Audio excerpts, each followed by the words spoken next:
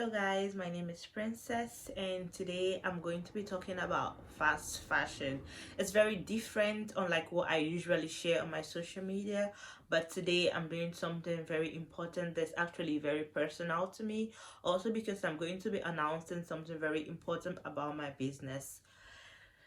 Do you have any idea that it takes over 200 gallons of water to make one pair of jeans? Crazy, right? I also never knew that until I started studying fashion in school and I gained lots of knowledge about the production system and how everything works. So today, like I said, I'm going to be talking about fast fashion. Basically going to be talking about the social implications of fast fashion and the environmental implications of fast fashion. And I'm going to be rounding that up with few suggestions that I think we could apply as individuals on our own level to help the situation. And I'm going to be I'm going to be announcing something about my business, like I said. So, what is fast fashion? It's a term that's used to describe the mass production of cheap clothes. Most fast fashion brands have collections like every week. They have thousands and thousands of clothes coming out every week. They always have something new to sell. These clothes are very cheap. They're so cheap, it's so easy for you to buy them today and throw them away tomorrow. Now, what is wrong with fast fashion? I'm going to be talking about the social impact and the environmental impact, like I said, and why going into these impacts, you would get more knowledge about what is actually wrong with fast fashion. The first thing I would like to talk about on the social aspect is this creation of the endless need to get something, like this insatiable need for fashion. That is what it creates, because it makes varieties of designs and every day you just feel that you need to get something new because they're always giving you something new to get, and it just keeps going on and on and on. And also because it's so cheap, it's so easy for you to just keep buying and buying, and it never ends. Also, the mentality of replace over repair. Things are so cheap, it's very easy for you to replace them than to repair them, because actually repairing them costs more than replacing them, and that's a mentality that is being caused because of the low price of the fast fashion items that we buy. Second question: why are these clothes so cheap? Well, they are so cheap because a compromise has occurred. A compromise has occurred in the cost of production, particularly about labor. The price of labor being paid for the production of this fast fashion product are so low. The workers get as low as €3 per day. That is unthinkable. Nobody can survive on that kind of money. Nobody can survive on that amount of money, but yet these people, because they don't have any other choice, they have to do it. By the way, more than 90% of the world's production, now I'm talking about fast fashion in particular, happens in low income countries. These are countries where the regulations are very flexible. They are flexible because they are corruptible, because the control on the regulation are not tight enough. People are being paid way less than way below the minimum wage. Now, I already talked about the insatiable appetite for fashion. I've talked about the replace over repair mentality. I've talked about the unfavorable working conditions where these people have to work. There was an event. There was this disaster. I call it a disaster. It happened in Bangladesh. It's called the Rana Plaza disaster. You can look it up on Google or look it up on YouTube. lots of lives were lost. Factory workers were made to continually work in a building that was almost collapsing, and they complained about this day and night to the superiors, and nobody did anything about it until it collapsed one day and over 1,000 people died. This is terrible. This is the kind of situation they are confronted with, and they live with this condition. And in this kind of condition, they make clothes that we buy, and because someone has paid the price, because people have actually paid the price with their blood, with their sweat, these clothes are very cheap for us, and we buy it thinking this is cheap. No, it's not cheap. Someone else has paid the price with their sweat and with their blood, and this is not okay at all. Now let's talk about, like, going deep into the social aspect of it. You talk about the end of life phase. What happens to the clothes after what happens to my clothes after I buy let's talk about the end of life phase. I buy this dress, I don't like it. After a few months, it doesn't longer fit me, or it's torn, and I throw it away. There's a chance it goes to a second-hand store if it's actually still wearable.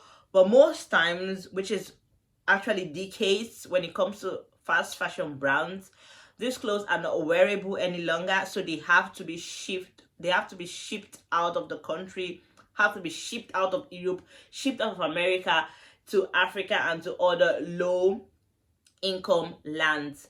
Now think about it. They go to these low-income lands, and they are being imported, and the people there buy these clothes and then they wear these clothes. The local markets in this country, now I'm talking about the local markets, the local clothing production market in this country actually suffers, because the alternative, which are these clothes that are being brought in, are being sold at a much lower price. Now, when you place them together with locally produced clothes, they are way cheaper. So people tend to buy more of the clothes that are being imported, and then the local market dies. That's a social impact that hits me differently, because I have been able to see both sides of the story. I've lived in Africa for more than 20 years, so I've seen these clothes coming in. I have also worn them. I wore them when I was growing up, because those were the kinds of clothes that my parents were able to afford at the time. And now, seeing how it came to pass, I understand why it was so cheap, and I understand why I understand why my parents preferred to buy those clothes than to buy me locally produced clothes in Nigeria. Now let's talk a little bit about, now I'm going to talk about the environmental disaster that comes with it. In the beginning of this video, I made a fact. I said it takes over 200 gallons of water to make a pair of jeans. Now think about it. You go to the store, they have thousands of jeans. And the stores, they have branches spread across the countries.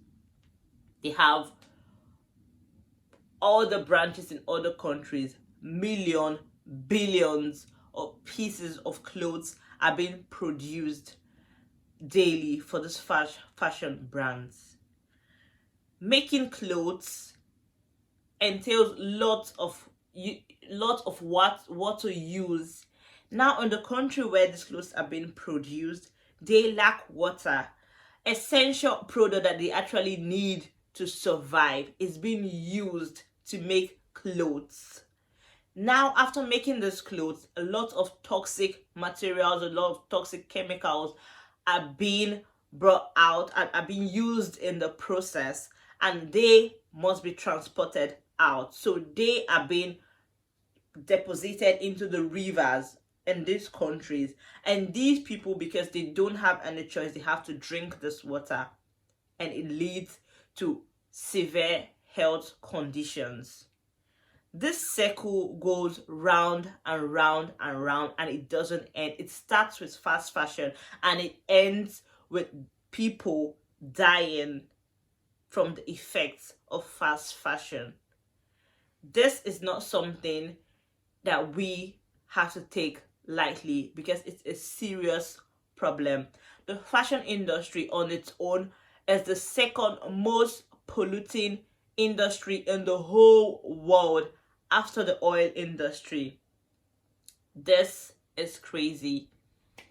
Every second, think of, it's either being burnt or being sent to a landfill in a low income country or a developing country. Now, even the process of setting clothes on fire leads to the release of toxic substance that go into the atmosphere and cause air pollution. So the pollution doesn't even end with the water pollution. You have air pollution, and it goes on and on and on. I didn't want to make this video very long, so that's why I didn't want to go very deep into everything. I just wanted to give like a highlight about it. Now, I've talked about the problem. I've talked about the most important problems that are associated with fast fashion. There are tons of problems associated with fast fashion, but I'm giving just the basic highlights of the problems.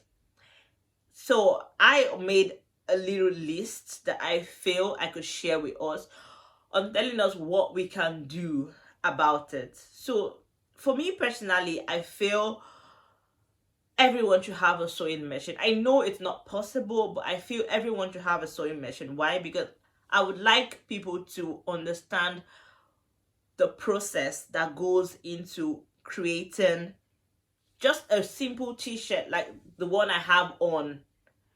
I feel if everyone understands what goes into the production of just one t-shirt, you will get more appreciation for the people who actually make this t-shirt, and then you also have appreciation for the t-shirt itself.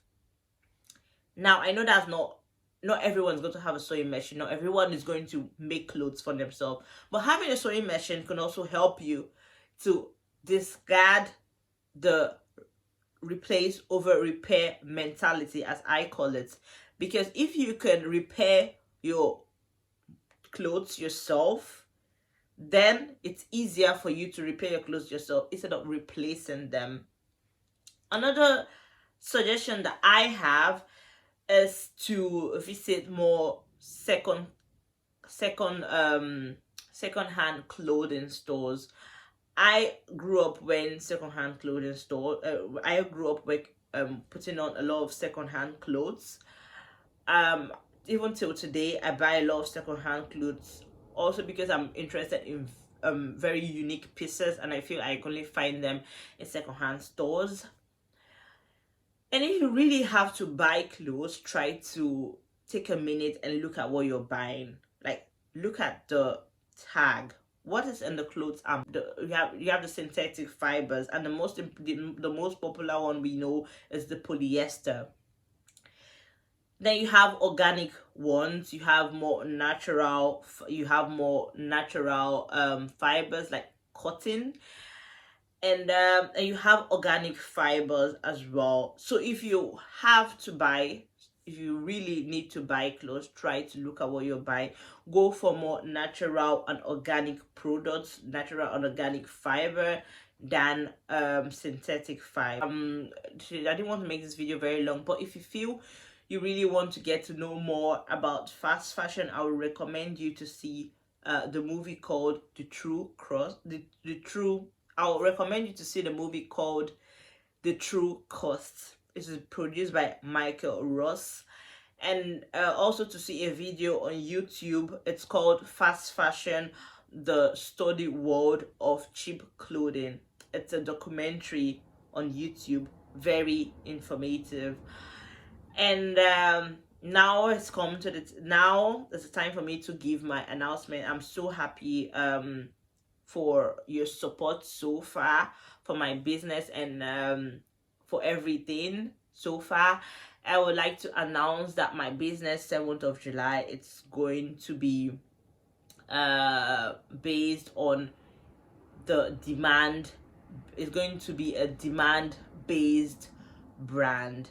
A demand based brand simply implies that I'm only going to be taking pre-orders after my second collection, which is basically going to be effective as from next year.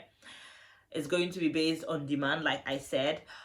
So orders are only going to be taken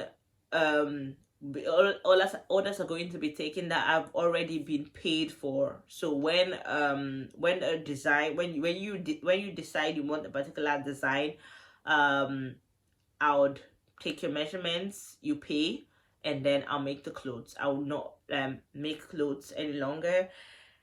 That will be stuck with me for a while. And yeah, so if you have watched this video up to this time, I would like to say a very big thank you to you for listening to me. And I would also like to encourage you to make some research on your own. Don't take my word for it. Make some research on your own about fast fashion. Look at what you have on in your wardrobe. Look at the stores you visit regularly. Ask yourself the question: do they fall into the fast fashion rank? Share this information to people. Talk to people about it. Share this video to someone that you feel might need it. I feel this is something we all have to be involved in. We have to know what we're wearing. We have to know the impact of the clothes we're wearing on our environment, on the world as a whole. We have to be aware of what is going on in our surrounding, because we are involved in it. We cannot deny the fact that we are playing a very major role in the whole fast fashion business. And I believe we can also change this. Thank you very much for listening.